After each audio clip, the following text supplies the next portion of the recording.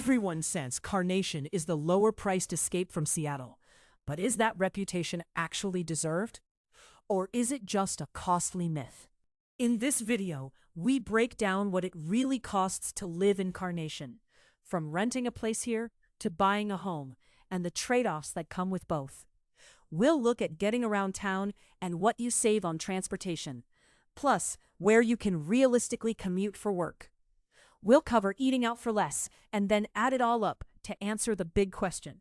Can you actually afford it? By the end, one single number will tell you whether Carnation is a smart move or a money trap.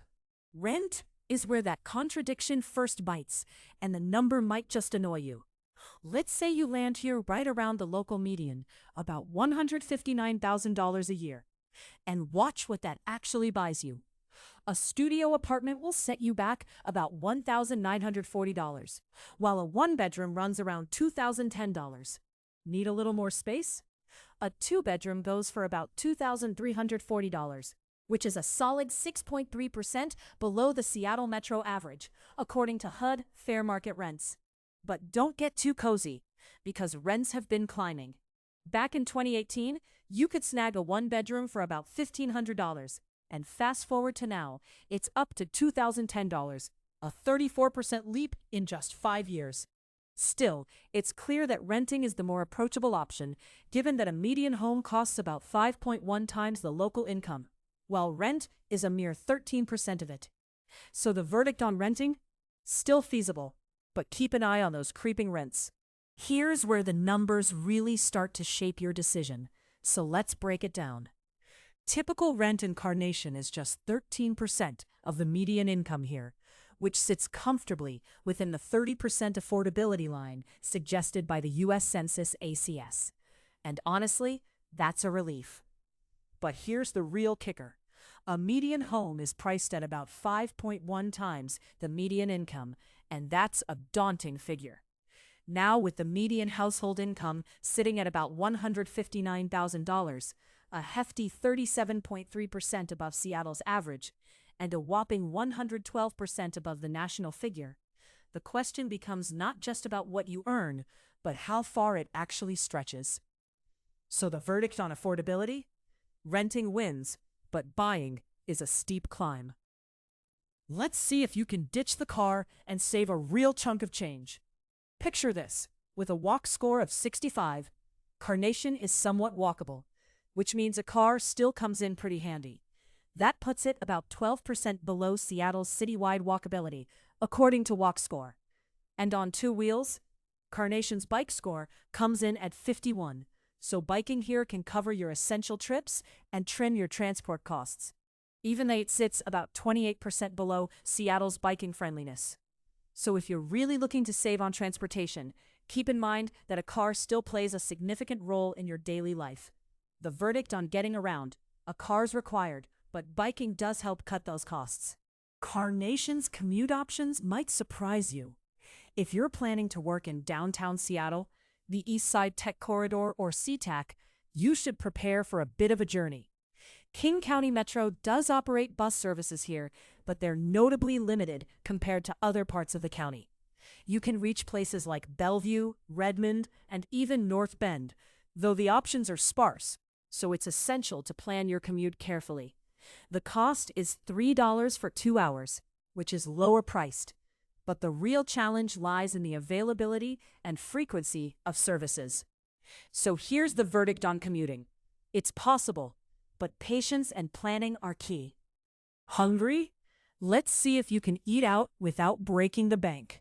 Picture it. It's Friday, you've got $20 and zero patience to cook. First up, the genuinely cheap and genuinely good. There's Kelsey's Coffee, boasting 4.7 stars with 291 reviews. And Sam's Noodletown, holding strong at 4.5 stars with 210 reviews. Now, stepping up a notch, but still easy on the wallet, Carnation Cafe and Lounge is a solid pick, with 4.5 stars and 742 reviews. And if you're in the mood for a taste of Mexico, Ixtapa delivers, earning a 4.4 star rating from 565 patrons. Rounding out the list with consistently high ratings, you've got Red Pepper Pizzeria and Pasta, Starbucks Coffee Company, and Pete's Club Bar and Grill.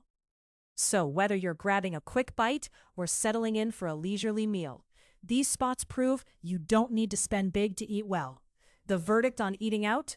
Deliciously lower-priced options aplenty. And if you're in the rare position to be able to buy here, let's talk quickly. The median home in Carnation sells for about $1,148,000, and it typically takes 167 days to find a buyer. That's roughly 30.4% above Seattle's home prices, and a staggering 307.1% above the national average, according to Redfin and the U.S. Census ACS. Prices are climbing fast, too, up 36.6% year over year, though about 23% of listings are seeing price cuts, which gives buyers at least a little leverage. So the verdict on buying here? Brutal, unless you're playing the long game. Here, every choice comes with a trade-off. In a single line, it's this: weigh the home price multiple and the rent trend against everything you save by needing your car a lot less. It's really a classic case of choosing where to spend and where to save. So the verdict on the trade-offs comes down to balance. What's your priority? So, what's the one number that decides it?